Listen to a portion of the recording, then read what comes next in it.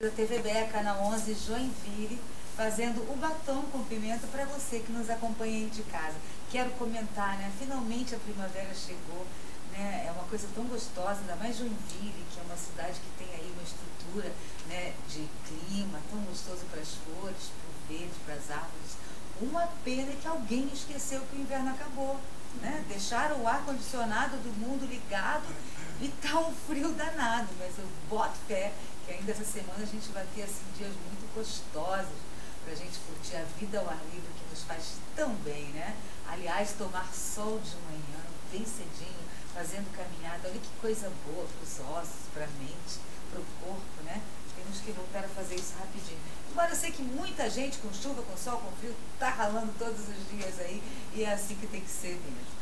Bom, a gente está falando hoje com 3 feras aqui que lidam diretamente com a devolução da autoestima das pessoas através das suas mãos, através do seu conhecimento, da sua inteligência, do seu intelecto.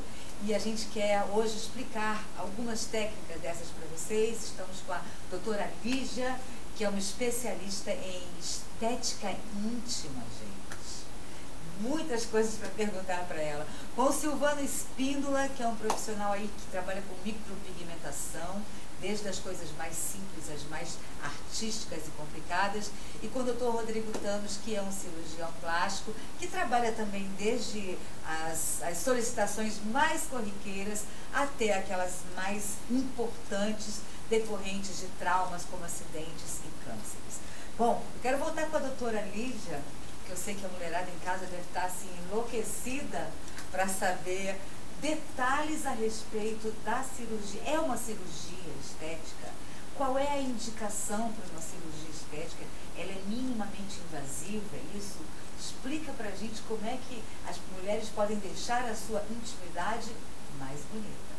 Eu gostaria de falar assim que tem vários aspectos na parte da funcionabilidade, não é só a parte estética também, porque eu procuro muito, às vezes sem sequer saber que tem um recurso para ajudar, por exemplo, pacientes que fizeram parto, fizeram períneo, ficaram com uma cicatriz um pouco desviada, então isso a gente pode corrigir também cirurgicamente. Outros que se submeteram à cirurgia de perineoplastia, que também ficaram, às vezes, muito apertadas, muito fechadas. Sim. E tem uma isso ocorre com frequência, doutora? Com bastante frequência. Ocorre uma dificuldade. Depois não consegue ter noção. Exatamente. Referem dor no ato sexual, e isso prejudica bastante o relacionamento. Então, elas fizeram uma coisa para melhorar e depois não conseguem ter uma atividade sexual normal.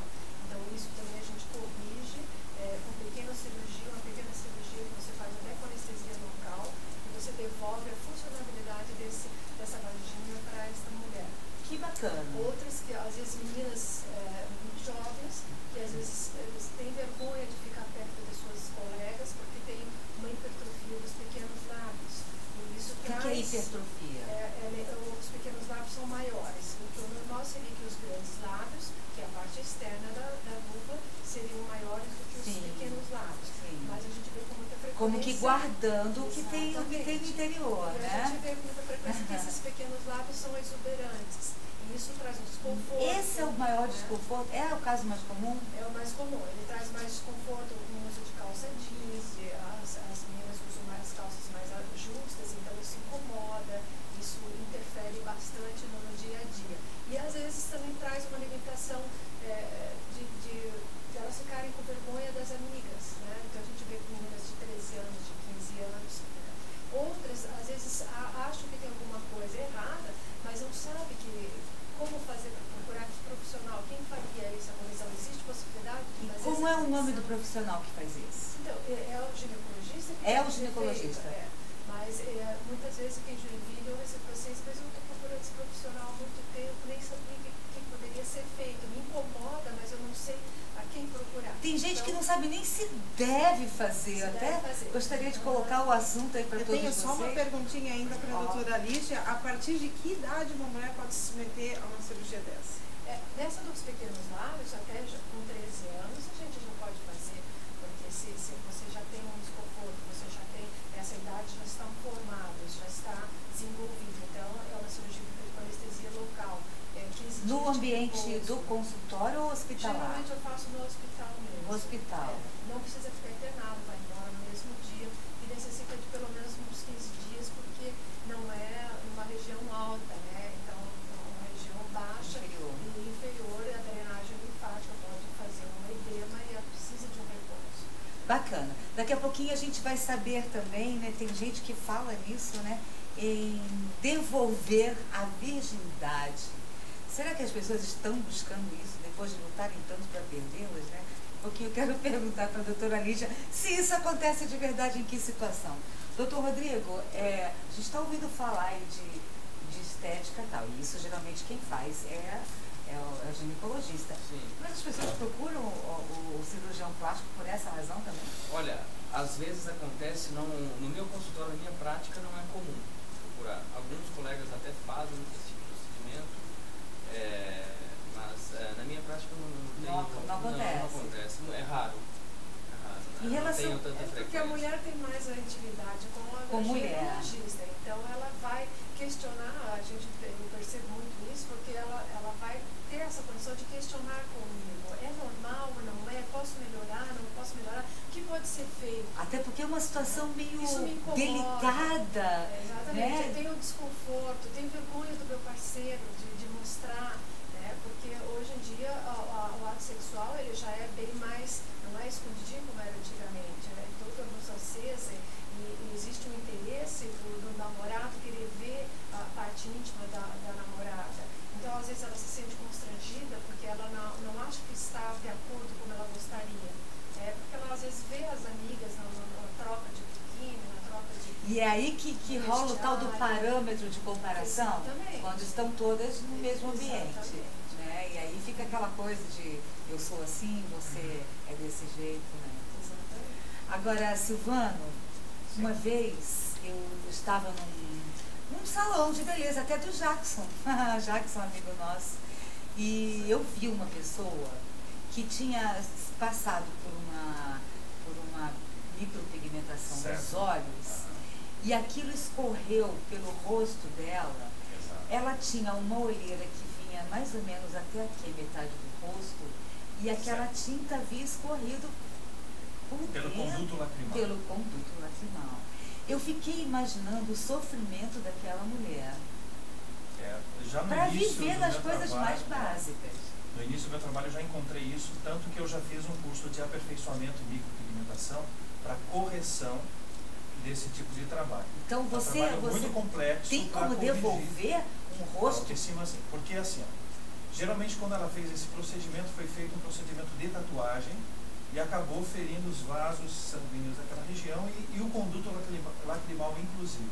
Então tem algumas que ocorre isso, que fica com a região da pálpebra inferior toda manchada, ou a região interna aqui, chega a subir pigmentação até próximo da sobrancelha. Então estou inclusive fazendo uma correção de coloração, é usado uma agulha especial, onde a gente consegue fazer um trabalho muito minucioso, porque a região da pálpebra é uma pele muito fina, mas dá para fazer uma cobertura daquela região, onde a gente consegue atingir um resultado de 80% de cobertura, não dá 100%. Você pode pigmento de cor, né? Aí eu trabalho com pigmentos da cor da pele, que são pigmentos à base de dióxido de titânio, utilizado em alimentos, então ele não causa nenhum tipo de alergia. E o ângulo que se trabalha a agulha é para colocar ele de uma forma que ele fique bem superficial mesmo, mas que não seja nem retirado pelo organismo e nem expelido na troca da pele. E é um trabalho que exige uma certa manutenção, um tempo também, porque às vezes em 4 ou 5 sessões é que ele vai ficar nesse resultado. Então, se tentar procurar um resultado em 1 ou 2 sessões, isso não é possível. Isso também não é para cirurgia plástica, né? Isso também não é assunto de cirurgia plástica. Não é possível. Não. Eu acho bem importante assim, essa segmentação que tem na área da saúde, que acontece. Então, claro que alguns pacientes questionam sobre isso, né? As mulheres na faixa de 60, 65 anos, antigamente, um dos sinais de beleza na face era uma sobrancelha extremamente fina. Então, várias depilaram, retiraram e acabaram eliminando. Então, acho que deve ser o Silvano deve ter um público nessa faixa etária, isso na época era extremamente comum. E aí, passaram por as tatuagens, né? Eu acho que o fator mais importante na tatuagem não é micropigmentação. É diferente. É diferente. É diferente. Agora, a tatuagem, o Silvano ressaltou um ponto importante ali no primeiro bloco, que é a pigmentação do fio. Porque geralmente a tatuagem é um bloco. É um bloco. Né? É feito em bloco. É compacto, então é um trabalho diferenciado. Às vezes até a gente não conhece, o público não conhece, tão importante essa divulgação, porque é diferenciado e a gente já tem isso aqui, o que antigamente era para... E existe uma coisa que eu chamo nessa área, que é a propaganda enganosa do fio a fio. Sim. Tem gente que diz que faz o trabalho fio a fio, mas eu chamo de cerca a cerca ou Rua das Palmeiras inclinada. Porque usa um tipo de agulha tão grossa e faz uns riscos tão grossos e chama aquilo de fio a fio, né? Você olha a 3 metros de distância, você percebe aqueles riscos, que é assim, mamãe, eu fiz uma cerca na cara, né? Então fica um negócio muito diferente. O que é fio a fio, então? O fio a fio é usado uma agulha que ela vem do Japão, e nós trabalhamos fazendo uma pigmentação com bastante proximidade um do outro e seguindo um ângulo natural dos fios da sobrancelha. Ou fazendo eu chamo de contrafio. Ela às vezes tem o fio todo para baixo, eu faço um desenho de fio um pouco para cima, faço uma trama que dá uma sensação de um sombreado, de aquela sobrancelha ser preenchida. Sim. Que é mais ou menos... Ô Eduardo, vamos rodar umas imagens, me parece que você tem aí o material de sobrancelha. Tenho de antes e depois de sobrancelha. Antes e depois. Que dá a ideia bacana do que o Silvano está falando. Exato. Porque Silvano, você falou ali, tá lá, tá passando. Nós temos ali o antes e depois, mostrando Silvano, só o formato. Explica para o pessoal que é muito comum também você receber esse espaço gigante que acontece esse espaçamento que está muito fora entre uma e outra pode acontecer por uma questão hormonal, que cai esses fios, ou também, essas fotos foram tiradas no mesmo dia que ela fez a definitiva. Mesmo assim está com cores naturais. Eu procuro seguir o tipo racial. Sim. E elas não estão tão finas, elas estão... Não, era feito um padrão, que eu sigo assim, como eu fiz um curso em Milão, na Itália, de design de sobrancelha, foi um curso bastante extenso, nós ficávamos desenhando muito, seguindo vários tipos de rosto, e tem que fazer um desenho correto, dentro de uma matemática que já é seguida desde Leonardo da Vinci. Sim. Então, é um tipo de matemática aplicada para rosto que você pode usar em todos os rostos, que ela vai funcionar. Então, você segue esses parâmetros usando o canto do nariz até o canto dos olhos para fazer o final dela, canto do nariz até a íris para fazer onde vai iniciar o caimento dela. Entendi. E onde vai estar a parte mais elevada da sobrancelha. E em cada rosto vai dar um tipo de sobrancelha diferente. Então eu digo que cada sobrancelha que eu faço é filha única. Então, e a hora que a cliente olha no espelho, que eu tenho que saber, o olhar dela vai me dizer se a autoestima dela mudou ou não. Já que estamos falando de autoestima.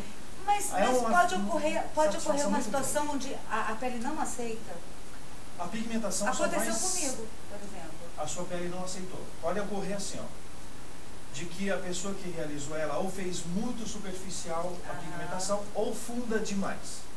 Funda demais, o próprio organismo vai drenar ou expelir na cicatrização através da casquinha que se forma. Sim. Ou se está superficial demais, ela vai retirar aquele pigmento com facilidade já na primeira escamação que der. Sim, foi o que aconteceu. Olha lá, aquela ali não tinha nada. Silvano, mas esse material ele é inerte, você utiliza, ele não causa esse tipo de reação, uma reação alérgica, por exemplo?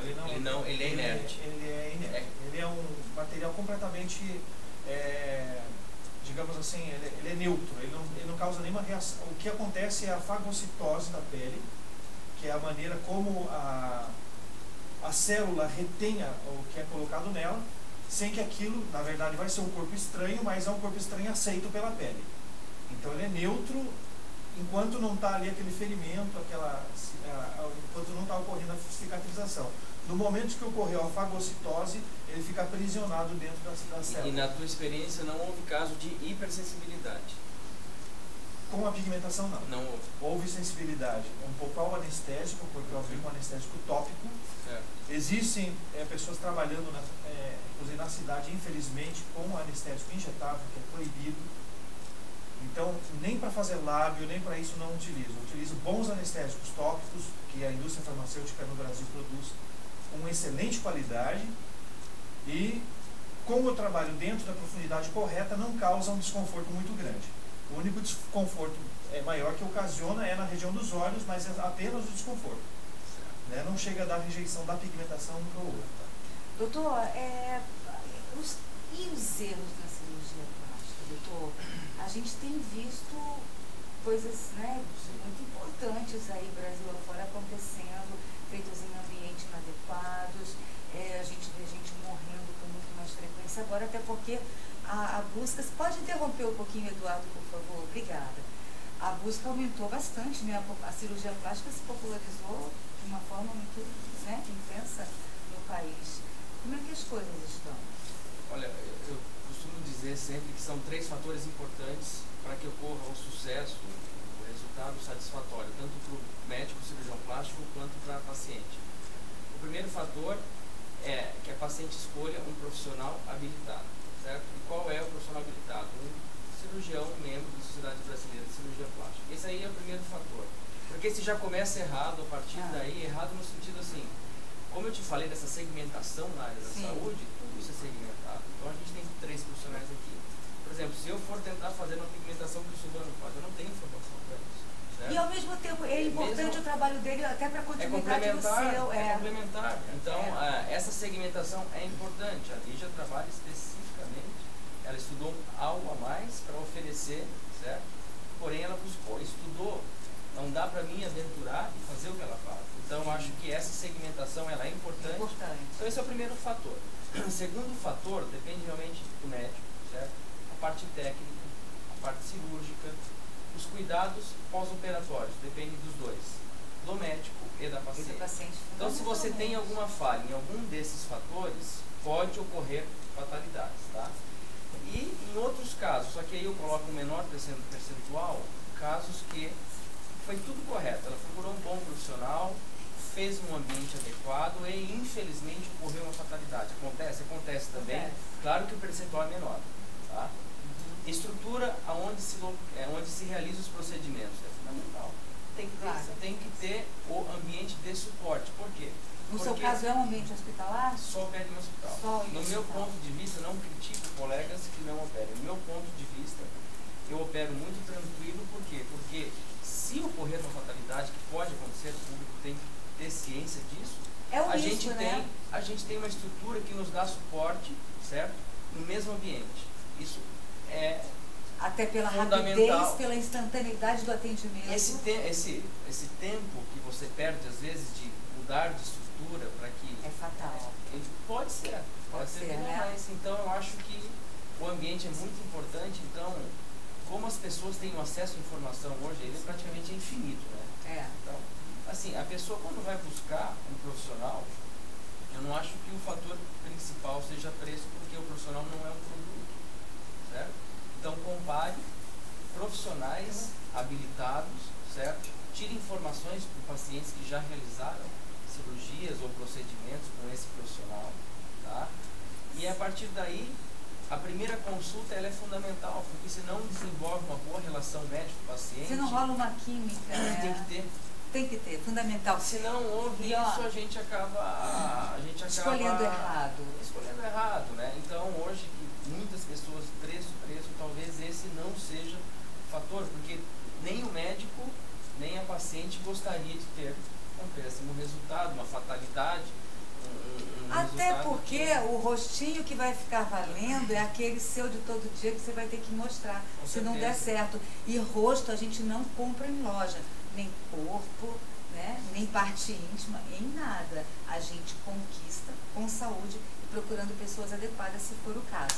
A gente vai continuar esse assunto interessantíssimo logo depois do nosso apoio cultural. É um instante só, a gente já volta. Né? Temos pergunta para todo mundo hoje. Ei!